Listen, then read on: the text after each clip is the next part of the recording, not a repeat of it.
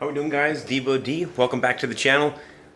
We're going to throw the lighting system today into the Stealth.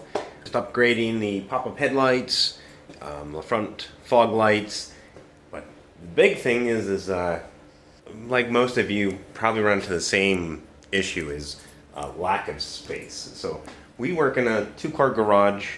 Of course, one side of it has all the stuff that we use in the house, and of course it's the other half have to fit the car and motorcycles and everything else. So it's a little cold outside. It snowed, of course. Gotta love it. But we're gonna try to make the best that we can, and the lighting is gonna kind of suck a little bit. But let's get the stuff installed.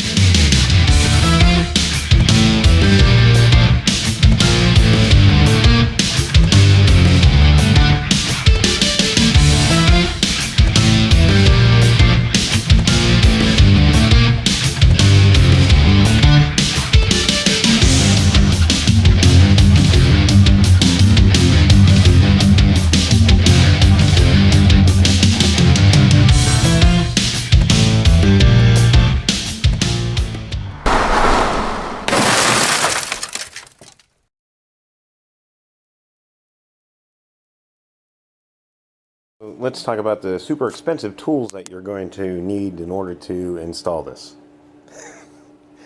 I'm joking. You literally need a Phillips head screwdriver, a flathead screwdriver, and any type of light tester. That bulb will light up, so when you back probe, you can see if you have power to that one wire. We're really just going to look for the power wire on the turn signals. And then obviously we're just going to have to find a fuse or a relay that's going to have a 12-volt power source with the ignition turned on. So let's get going, we'll get this together, we'll make the quick connects and put it in there.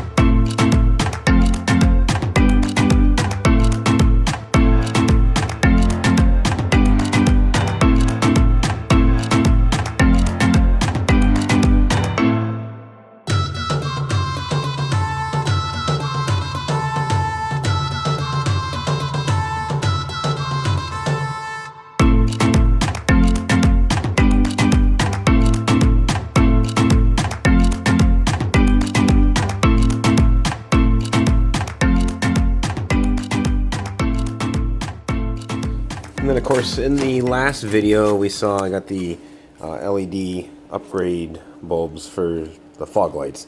Now these should be extremely easy to put in. However, the fog lights that are on the first gen Stealths and 3000 GTs are absolute bear to get to.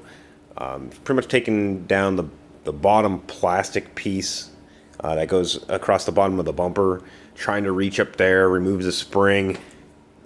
So I'm not really looking forward to doing that, but you know, we'll get it taken care of. And then the second thing is these headlights. So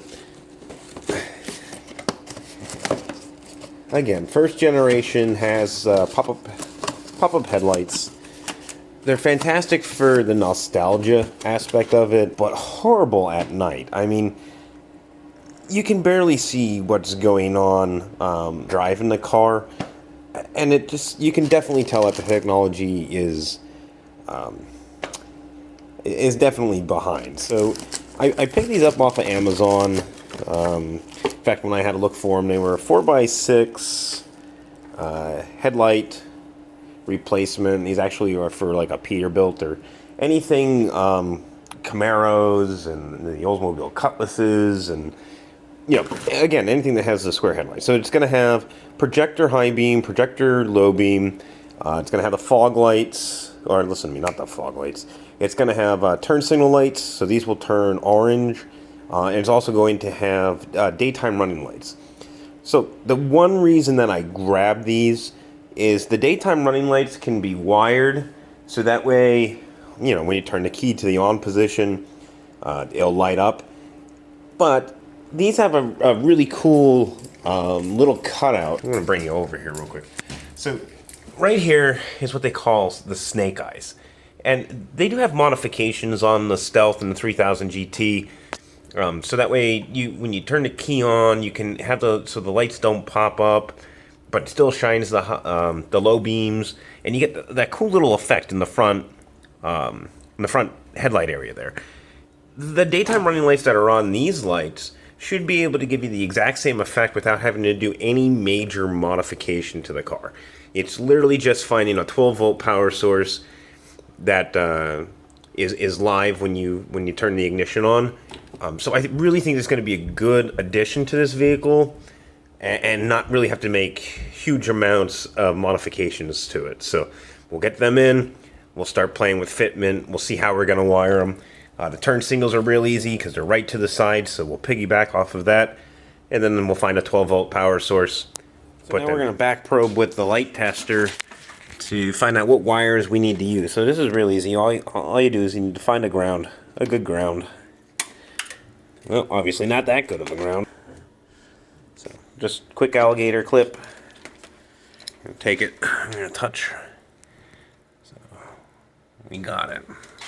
So now with the light out, we have the socket for the turn signal. So all I'm going to do real quick is I'm going to turn on the four-ways.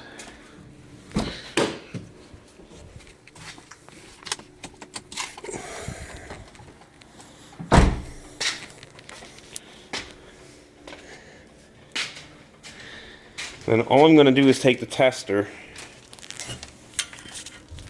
and from here, I'll drop the plug. I'm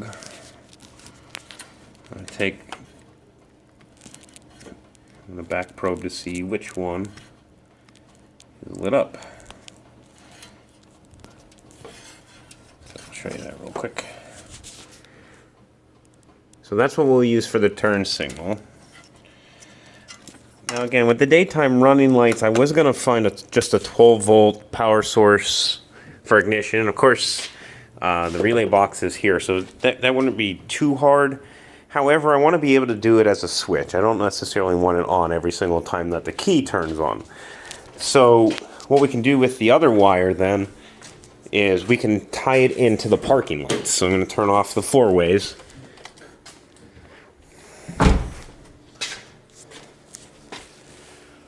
So then again, I'm going to do the same thing. So now the parking light's on. I'm going to take that same clip, and I'm going to back probe to see which wire.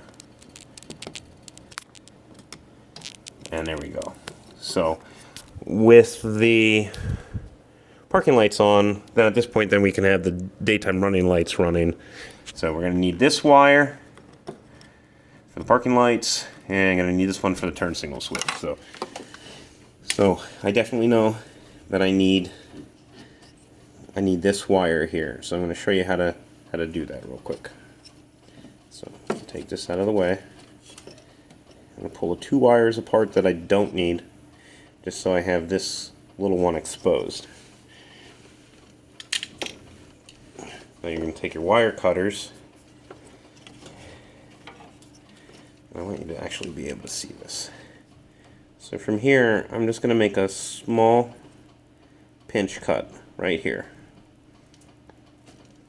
I'm going to make another small pinch cut right here. And again, this is just so you can break the sheeting. You're not cutting a wire, because then it becomes a big fiasco. So you're just cutting those two. I'm going to take a little bit of heat, and I'm going to spread these apart. I'm going to show you. So just take it, I'm going to heat it. You'll see that the sheeting starts shrinking where I made the small cuts. And again, this is probably not the best way to do it. It's the way that I've always done it. I've never had an issue with it. If you're not used to doing this, it will burn your hands if you're not paying attention. And then what I'll do here is I'm going to take the probe. I'm going to split these wires. So I'm just going to take it, I'm going to split half on one side, half on the other. And see, the one I actually went too far in.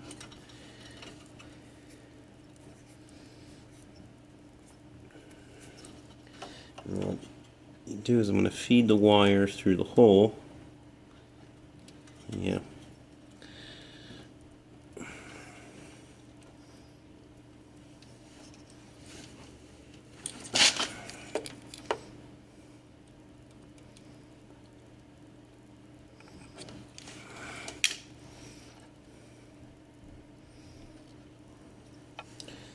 And then from here, I'm going to take it, I'm going to wrap the wire back around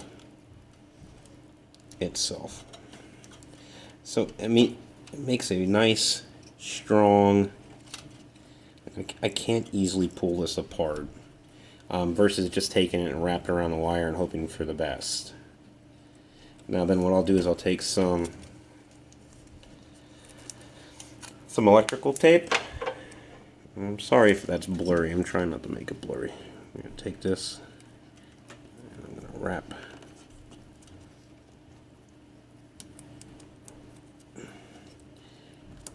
the wire around.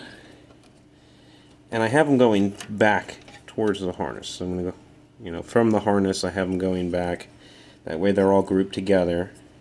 And then from here, you can see where the factory sheeting stops that I cut off. All you're going to do is you're going to take your electrical tape down, and then from the start of that sheeting, you're going to go ahead and you're going to wrap those wires. And once you have the one side buttoned up, it's essentially rinse and repeat. Do the exact same thing on the driver's side, and when you have it together, this is what they'll look like. Now, I do like the way that they have this set up. I think it's going to be a really good addition to the vehicle. So let's show you the finished product.